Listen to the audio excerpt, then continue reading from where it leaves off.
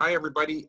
Thank you for being here. And I have the privilege of interviewing Sabine Gadet.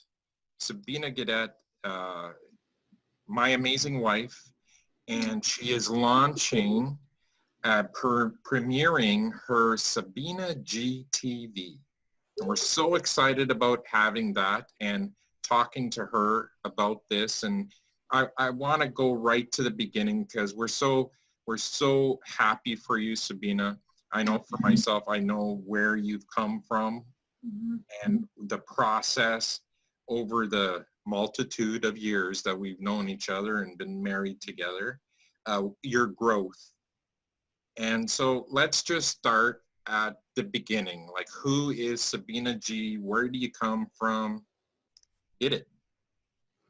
Well, I thank you, hon. I'm so appreciative that you're doing this for me. Love you lots. It has been a long road. Um, so who is me? I am Sabina G. And so I come from a small town called Yarrow. And at the time it was about 1,000 people. And I grew up on a farm. It was a hobby farm. My dad moved there because that's how he was taught. You got to have, grow your own food, be self-sufficient. And that's what he taught us. Hard work ethic. He was actually a Boilermaker. Um, and he started a duck and goose farm from that hobby farm. And didn't know anything about ducks or geese. He just thought it was a fantastic idea. And my dad is my hero. He's my mentor. He's um, who I'm trying to emulate, but only better. And so from the hobby farm, I grew up um, going through the whole process. So we raised our own food. We had our own garden. And then my dad actually started putting together this duck and goose farm because there was a huge market in Chinatown. And he grew that business 18 years and it became $1 million operation. And we're talking, we were processing 3,500 ducks in a day. Um, oh, it was off, yeah. And everything, it was all in-house. So there was the hatchery, there was the breeding, there was egg collection, there was the farm, the processing plant, everything done in one operation. And that's how I grew up. So I went to school and then I started working at the age of 13 and I got my first paycheck, which was exhilarating at the time. And I was one of the first in our school to actually buy my own car. And yeah, and I worked for the next 27 years on the family business, even though at times I really didn't want to, but I did. I gave up a lot because that wasn't really what I wanted to do with my life. I actually I was a dreamer. I wanted to be in the movies. I wanted to be a dancer, a music, art, you name it. That's what I wanted. But it wasn't something that was deemed prosperous. It's not something that's financially going to get me anywhere, supposedly. But that was just a thought process at the time. And through that, I met Roger, Yeah, the love of that my that life. was the biggest thing, right? Like we met, and I was actually at the time I was sick. I was in the military. Yeah. I was helping out a buddy start up his rock climbing business because I was really good in being able to grasp things and learn knots and learn how to do the rock climbing, and that's how we met, is through your sister bringing you out to get instructed on Yes. how to do this rock climbing. But my biggest awe of you at the time was going to see you at this farm and seeing this woman just nonstop working hard. You're not going to slow down for nothing. And here you see Sabina, she's all, prim and proper and amazing and amazing skin. But when she was actually doing this, torn up jogging pants, torn up shirts because everything was cutting you the trays, your egg trays that you had because you were in the hatchery, and hair full of fuzz, duck fuzz. And Yeah. the stink in there was just amazing because the rotting eggs that would pop. All of a sudden you hear a pop and it's like, what was that? Oh, it was a rotten egg just went off. And it's like the stink was amazing. So here Oh my I had God. a totally different impression of who Sabina was, right? Yeah. So from there, we adapted, and I started getting sicker, and I was medically released from the military, and that's when a big struggle in our life started, right? So can you talk a little bit about how tough that was on you? Because here, my income, my everything was dropped to nothing, having to be going from doctor to doctor, and now you're still working 14, 16-hour days on the farm. You know, you Yes. didn't talk about the hours of the day. Yeah. Sometimes getting up at 1 in the morning, 2 in the morning to go duck catching 3 times a week. But the struggle there, Sabina.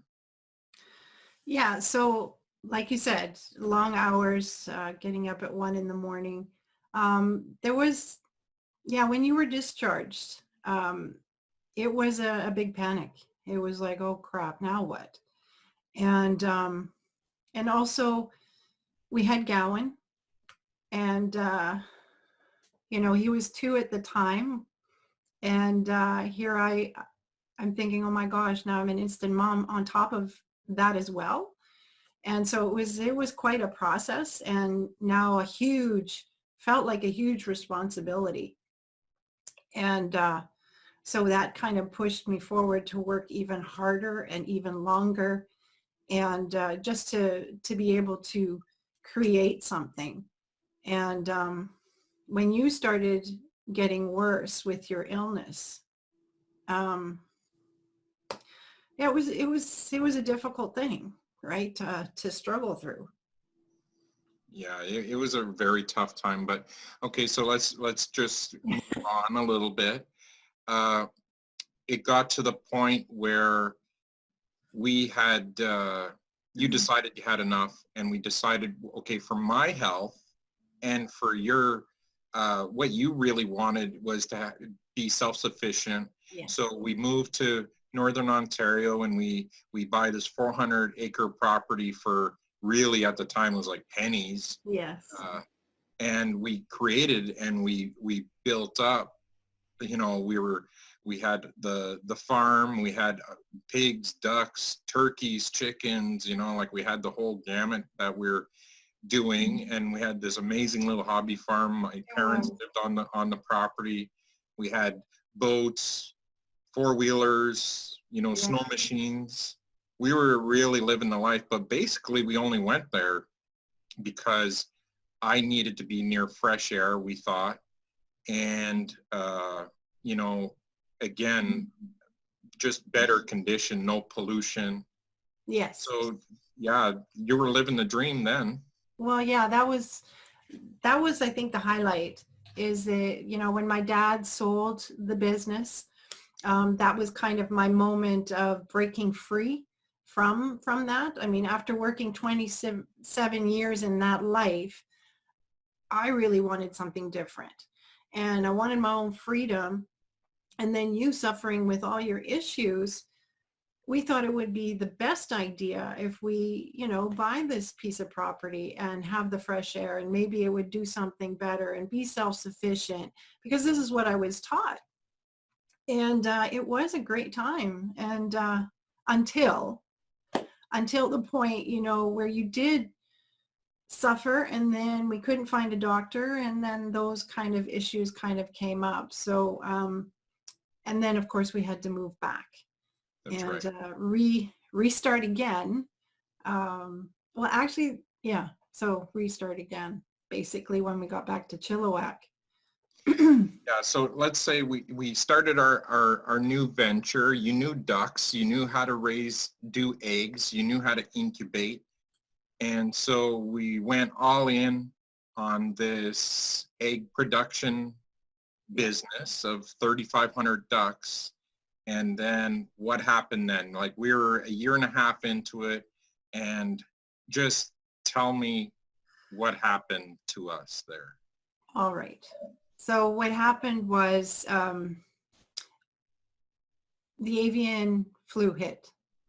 I believe it was 2000. Well, anyways, it hit, and the feed, like we couldn't feed our birds. We didn't have enough money. We were about to turn a profit. And I was so proud of this whole process of doing it all ourselves. And we were at that point. And then the avian flu hit, and I didn't have enough money to actually pay for the feed. And so I was asking the feed company to help me out. That wasn't going to happen because I didn't have enough history. And then the SPCA came, and they basically said because we couldn't feed our birds, there was nothing wrong with our birds. I had done absolutely everything right. They were clean. There was no disease. But because I couldn't move product and I couldn't feed, we couldn't feed the birds, they ordered us to put them all down. And that was a blow and a half. That was devastating. I mean, imagine you put all your money, all your work, all your heart into something to become, like to be something, and then it's just taken away in a moment just like that. So it was a devastating thing. And then again, had to transition into something else. Yeah, but having to destroy all them birds now with our young son, I think he was probably what, 12 or something 12. at the time.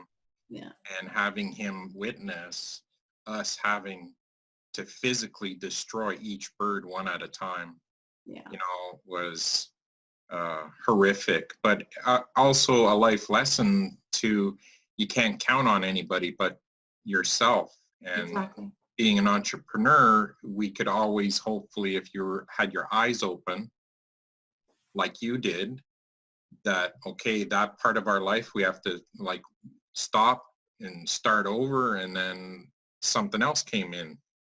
Yes. Tell me about that. So, so after that happened, I was having a conversation with my sister, and she actually said, you know, they're hiring janitors at the high school. Maybe you can get a job there. And me at the time, I was thinking, it's too late for me to go back to school to learn anything and learn a trade. So I figured, okay, this is great. This is, you know, a guaranteed income if I get in. It'll be a great pension. And so I took the janitor course. There was actually a janitor course, and I took it. It was a 2-month course. I got it, put my application in, and I waited by the phone, waiting for these, you know, phone calls because they needed people, and nobody called me. And of course, I was shy at the time. I didn't like the phone. So for me to call them to ask for a job was not going to happen. So after that happened, then I was talking to a friend of mine who needed a cleaner. And she goes, well, why don't you come clean my house? And I said, okay. And so that was the idea to start my own business. And I started my own cleaning company.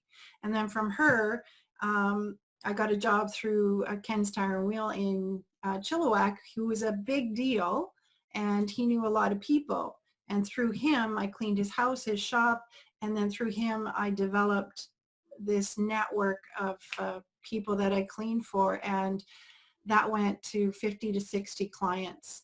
And I did that all on my own, and pretty soon, wouldn't you know it, I'm back to working 15, 16-hour days again. So yeah, Crazy.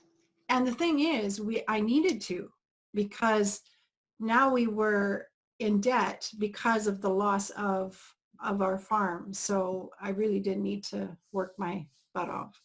Yeah, and I mean, as a personal note, it was so horrifying for me because here I was a combat engineer. I was this, I was that, and my ailment brought me so far down.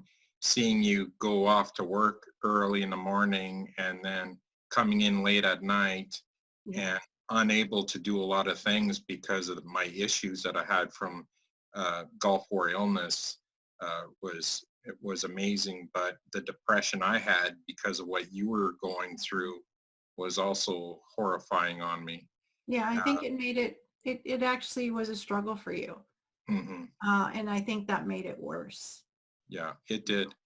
And so let's get to the good part. You walk in to your client of, I think it was like 4 or 5 years at that point. 6. You walk in and you see something hooked up to their tap, and tell me what you saw. All right. So my client's name is Paul, and he had showed up with this water generator that was hooked up to the tap. And he offers me a glass of water, and he says to me, he said, "This water is friggin' amazing. I drank this and my shoulder pain went away." And I said, "Really? And I was kind of skeptical because, you know, Paul was always into something. And I was still under the impression that water is just water.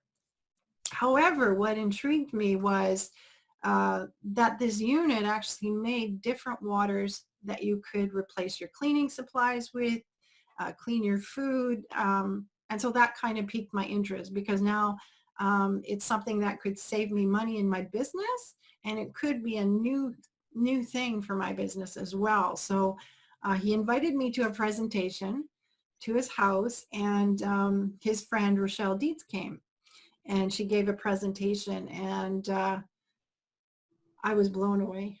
As soon as I saw, well, actually all of the information blew me away. Like, I had no idea that water had such a healing component to it, and that it was so important. Because for me, at my stage, in my state of mind, I'm thinking my body's going to take care of itself. You know, I had the idea that whatever happens, happens. And when I saw the experiments, you know, the water emulsifying the oil and then the disinfectant, I was like, holy crap, everybody in the world needs this. And I was so excited. And I have to tell you, I drank 8 glasses of water in that presentation, and I never went to the bathroom until I got home, and that was like 4 or 5 hours later. And so that spoke to me, because that's how dehydrated I really, really was. And so with excitement, I come in the door with my water in hand, and I tell you about it, babe. And I did not expect you to be so hard on me, but you were so skeptical because you've been through the whole medical system, and, you know, and you thought honestly that I was being scammed. And that's exactly, well, you might as well tell the story. Well, I was already a gallon of water a day drinker already, and now you're going to tell me that water was going to change my life. And so what do? I Google, you know, the water and scam.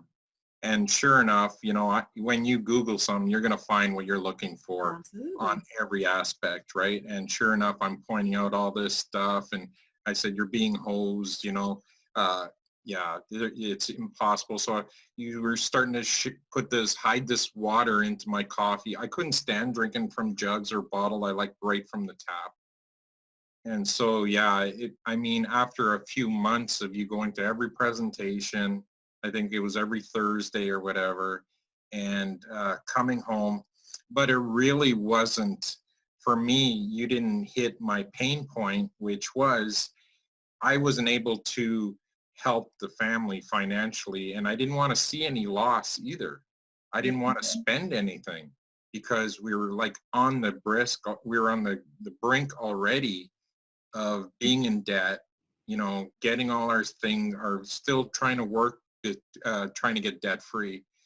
And for you to tell me that it's going to cost me about $4,000 for this machine, it's like insane.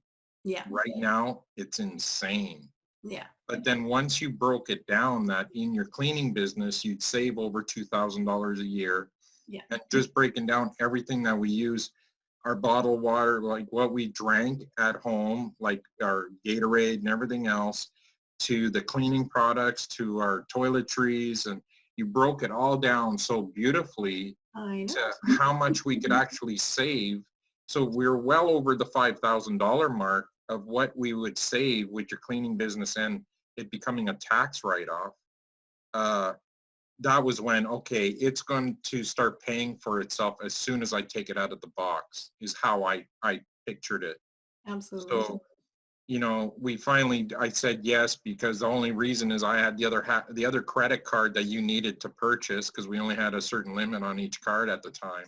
Yeah. But getting the machine, and then within 2 weeks, my symptoms of Gulf War illness started like dissipating massively. Which was a beautiful thing to see, by the way. It was just, you know, when you started being that positive, like you just, it's like a light switch went off. You had this beautiful smile. You were, you know, cracking jokes, and it was a beautiful thing to see. So you said you're going to take this on as a business. Yeah. Oh, yes. And here's Sabina. She's freaking out way back when she couldn't even order pizza. I know. You know, like she was so horrified on the phone, clearing her throat. The nerve would kick in. And at the time, we were only a small unit. A lot of my friends all moved to Edmonton, and you only had your cleaning clients. And tell me what happened. You're all excited. You're all pumped up. My husband, this is what's happening to me. Now, you know, tell the story. You had to go now talk to each one of these people. Yes, so I was extremely excited, and I had told you, I'm whatever it takes, I'm going to do, right? And so, and I figured in my mind, I have 50 to 60 clients. Now, if they all buy the machine, holy cow, we're golden, right? Like we're really going to do well. Well, they were so nice. However, they didn't believe me. Like I told them the story of what happened to you, you know, how you got, you know, you went from, you know, basically being crippled to like totally getting well and being back to the person you used to be, top physical condition. And they said it was really nice. And I even gave them water, right? And I was expecting, you know, this is going to be a win, right? For sure. No, they just, we're just so happy for you, but we're, you know, we're okay. You know, we don't need that, but keep going. Right? So they all said no, right? And I, you know, I didn't know enough. I was just doing what I was kind of told, you know, just share the water, share your story. And, you know, and it just didn't happen that way. And it was quite a shock. So all of a sudden, the entrepreneur Sabina kicks in again, and I need to learn what I have to do to get people, because here you ran out of people. You had nobody. You had nobody else to approach. We already had sold a couple machines, so to your dad and your sister and stuff like that. But basically, they just wanted what you had, and because you sold it on your passion, right? Right. Because they know who Sabina was. Obviously, these other people really didn't know. Yeah. But then you started reading on, okay, you have to join networking groups. You have to get your face out there and meet new people. So tell us what Sabine G needed to do.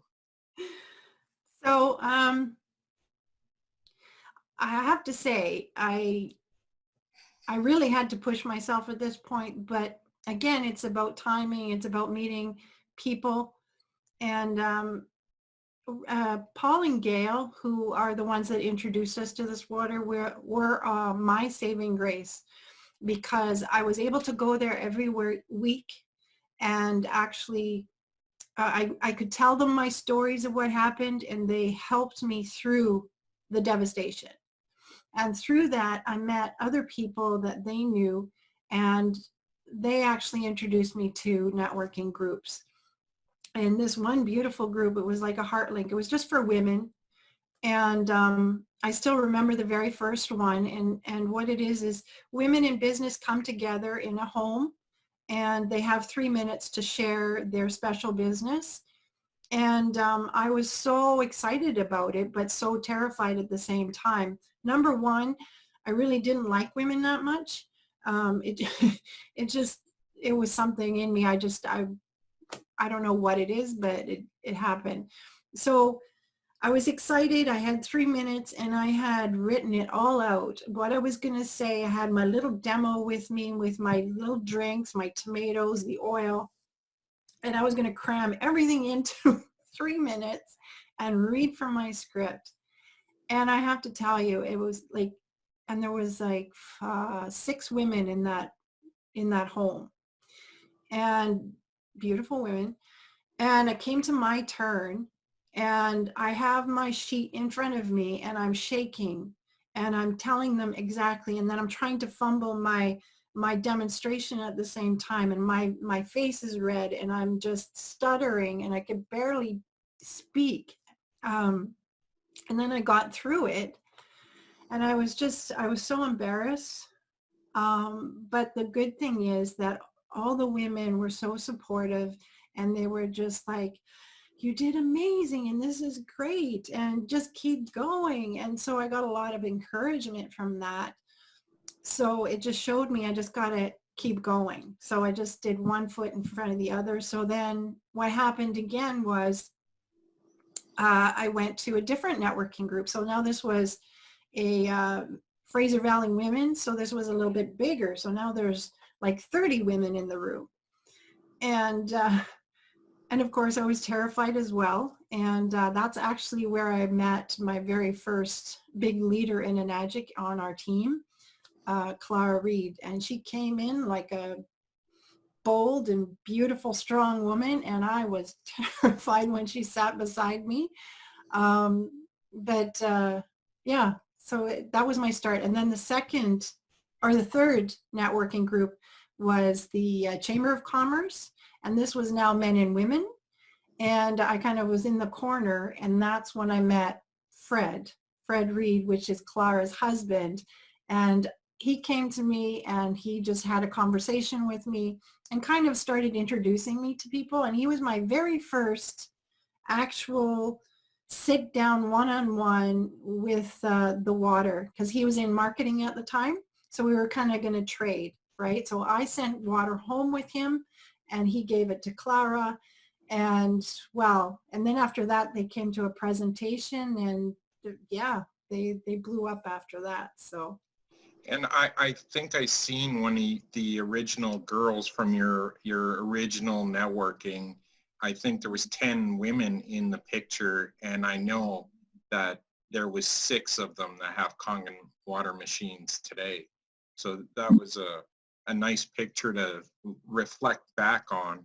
Yes. So let's speed up. So now through our company, you know, your empowerment just kept growing and growing and growing. You became certified senior or certified trainer, senior certified trainer, then a master certified trainer through the company, learning how to deal with a lot of things that hold us back. Yes.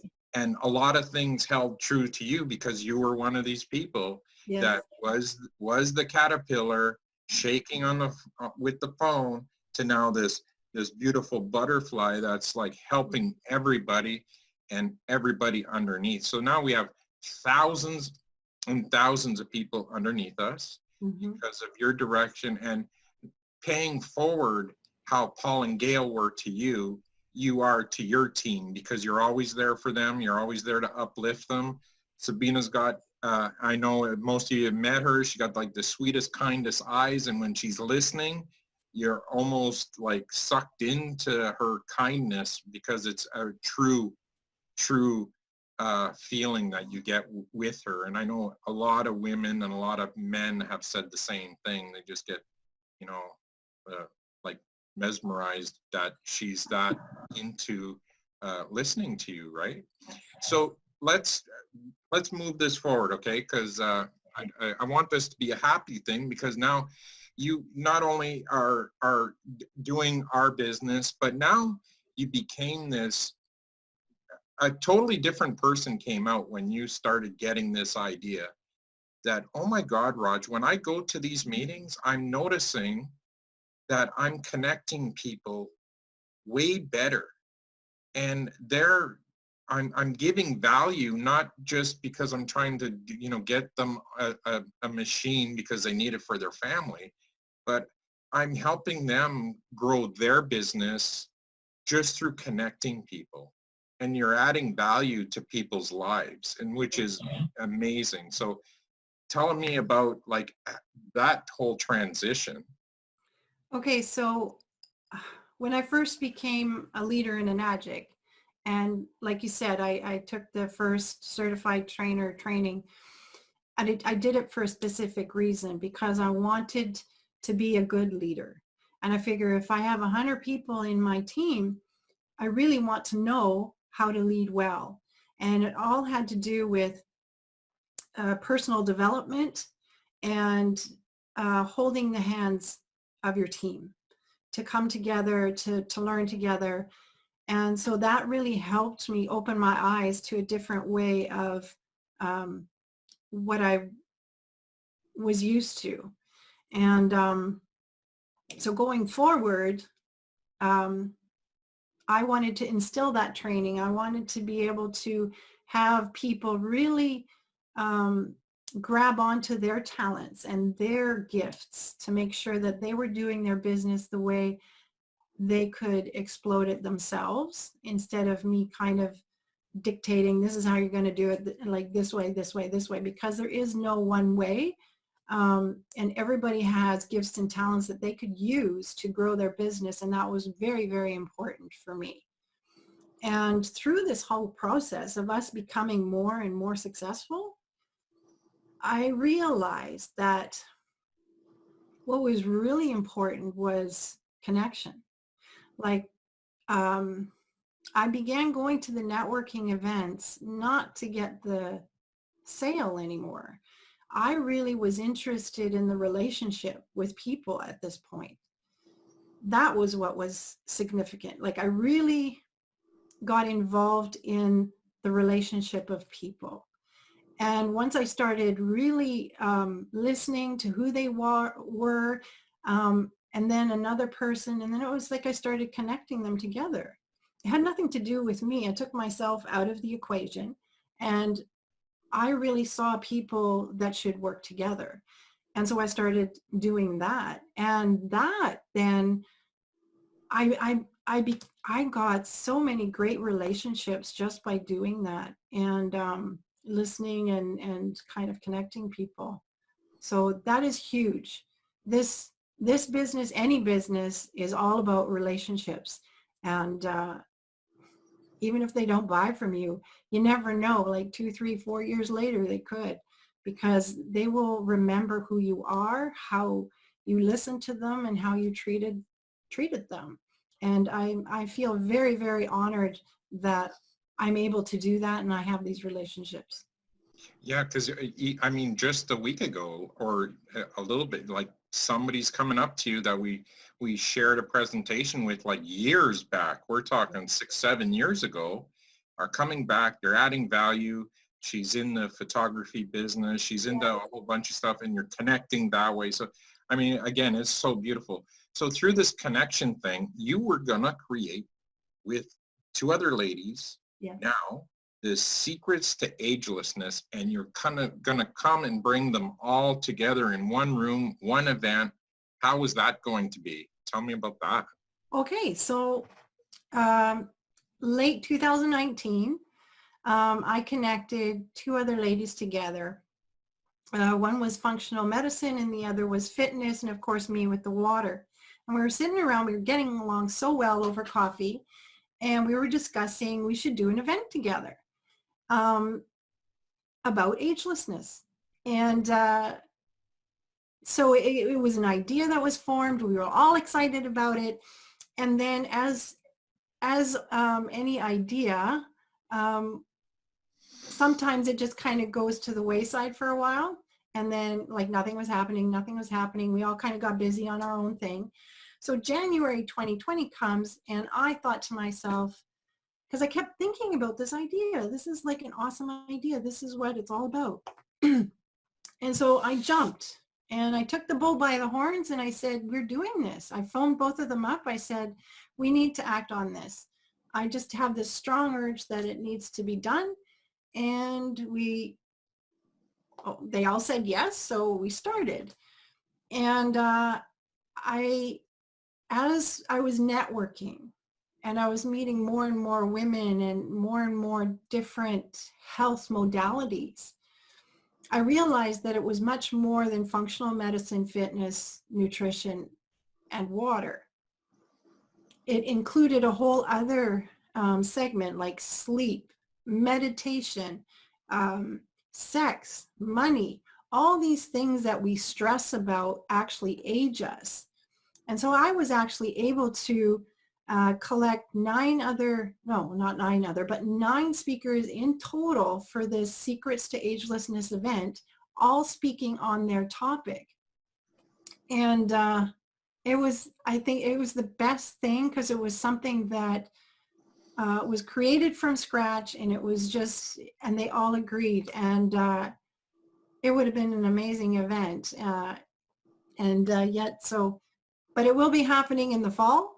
And I'm very excited about it. And everybody around me that I talk to is excited about it, because really that's what people want to know. They want to know how they can live well, they live happy and healthy. And I'm still very, very excited about it. Yeah, and I know, like, everybody that you talked, they were saying, yes, I want it. Can I have a table? Like, they wanted to have their own tables because you were going to have all that. Yeah. But let's just date it to why it didn't happen. It happened because of one word, quarantine. So you guys all know what that means. All living in it, right? So now let's go. Now we're in quarantine. You're getting ideas because this was another idea that, was just in the back of the brain.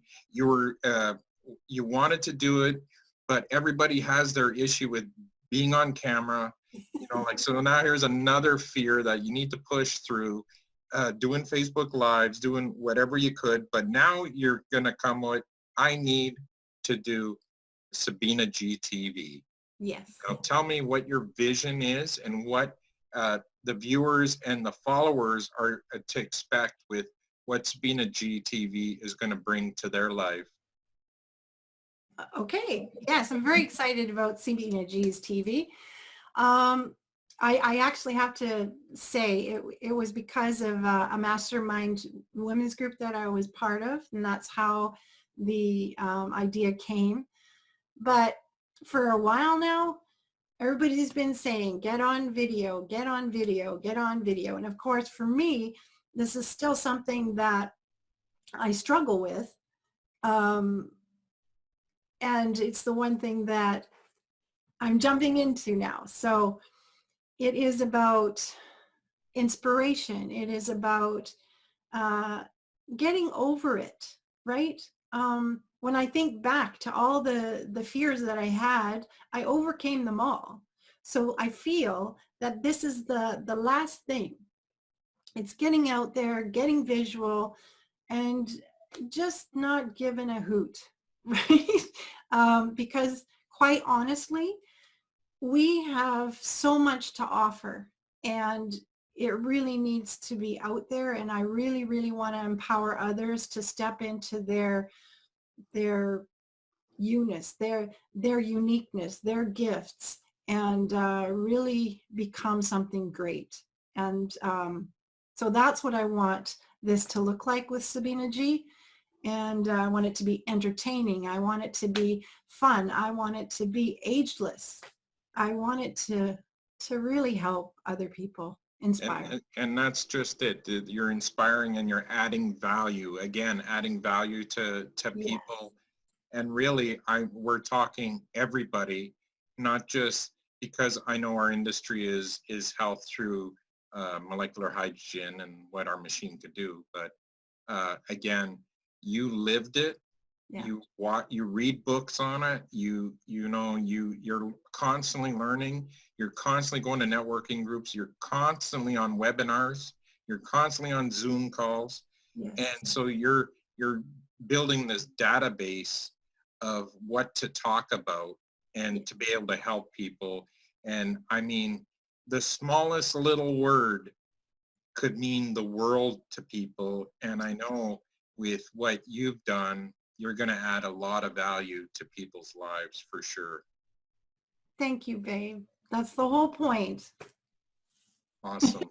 So let's just end this. And I know we went a little long, but I wanted you guys to know who my wife was and who Sabine is, where she came from. And that's just really a small snippet It is. of what this chick's been through.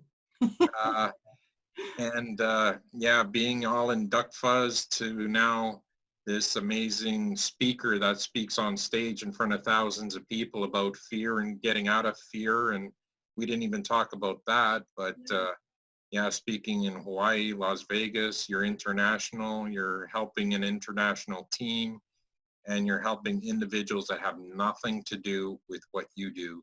Exactly. That's the beauty of it. Yeah. So awesome, babe. I'm looking forward to your videos. I'm looking forward to you giggling and videoing yourself and doing selfies and everything else that you've been doing, which you are so out of whack with, but now you're a pro at. Thank you. So again, thanks everybody, and thank you, Sabina. And we'll just end it there. Okay. Have a See good you one. on Sabine G's TV. Be there or be square, or that's it. You'll be square anyways. Okay. Bye, guys. Well.